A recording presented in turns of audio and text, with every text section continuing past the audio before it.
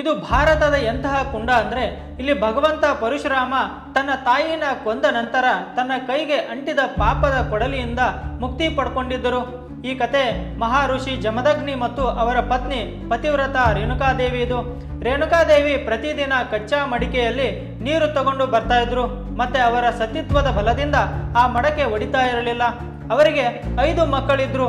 ಅವರಲ್ಲಿ ಎಲ್ಲರಿಗಿಂತ ಚಿಕ್ಕವನು ವಿಷ್ಣು ಅವತಾರ ಪರಶುರಾಮ.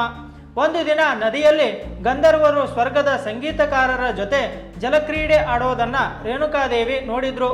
ಅವರನ್ನ ನೋಡಿ ಅವರ ಮನಸ್ಸು ಒಂದು ಕ್ಷಣ ಮೋಹಿತವಾಯಿತು. ಅದೇ ಕ್ಷಣ ಅವರ ಸತಿತ್ವದ ಬಲ ಮುರಿದು ಹೋಯಿತು.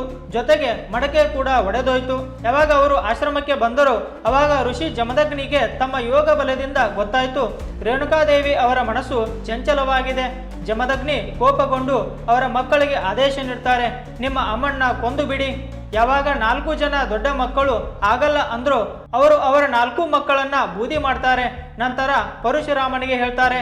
ಪರಶುರಾಮ ತನ್ನ ತಂದೆಯ ಆದೇಶವನ್ನು ಧರ್ಮ ಅಂತ ತಿಳಿದು ಒಲ್ಲದ ಮನಸ್ಸಿನಿಂದ ತನ್ನ ಕೊಡಲಿಯಿಂದ ತನ್ನ ತಾಯಿಯ ತಲೆಯನ್ನು ದೇಹದಿಂದ ಬೇರೆ ಮಾಡಿದ.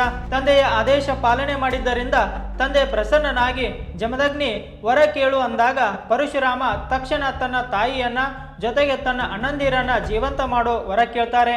ಎಲ್ಲರೂ ಮತ್ತೆ ಜೀವಂತವಾದ್ರು. ಆದ್ರೆ ಕತೆ ಇಲ್ಲಿಗೆ ಮುಗಿಯಲಿಲ್ಲ. ಮಾತೃಹತ್ಯ ಪಾಪ ಆ ಕೊಡಲಿಗೆ ಅಂಟಿಕೊಂಡಿತ್ತು. ಆ ಪಾಪದಿಂದ ಮುಕ್ತಿ ಪಡ್ಕೊಳ್ಳೋಕೆ ಅವರು ಅಲೆದಾಡ್ತಾ ಇದ್ರು. ಆದ್ರೆ ಯಾವುದೇ ತೀರ್ಥಕ್ಕೆ ಹೋದ್ರು ಆ ಪಾಪದಿಂದ ಮುಕ್ತಿ ಸಿಗಲಿಲ್ಲ. ಕೊನೆಗೆ ಅವರು ಹಿಮಾಲಯದ ಲೋಹಿತ ನದಿ ತೀರಕ್ಕೆ ಬಂದ್ರು. ಆ ಕುಂಡದ ನೀರನ್ನ ಮುಟ್ಟಿದ ಕೂಡಲೇ ಕೊಡಲಿಗೆ ತಾಕಿದ ಪಾಪ ಕಳೆದೋಯ್ತು. ಇದೇ ಪವಿತ್ರ ಸ್ಥಳ ಇವತ್ತು ಅರುಣಾಚಲ ಪ್ರದೇಶದಲ್ಲಿ ಪರಶುರಾಮ ಕುಂಡ ಅಂತ ಕರೀತಾರೆ. ಇವತ್ತಿಗೂ ಪ್ರತಿ ವರ್ಷ ಮಕರ ಸಂಕ್ರಾಂತಿಯ ದಿನ ಸಾವಿರಾರು ಜನ ಇಲ್ಲಿಗೆ ಸ್ನಾನ ಮಾಡೋಕೆ ಬರ್ತಾರೆ. ಈ ಕುಂಡ ಅವರ ಎಲ್ಲ ಪಾಪ ನಾಶ ಮಾಡುತ್ತದೆ. ಕತೆ ಇಷ್ಟ ಆಗಿದ್ರೆ ಫಾಲೋ ಮಾಡಿ, ಕಾಮೆಂಟ್ ಮಾಡಿ. ರಾಧೆ ರಾಧೆ.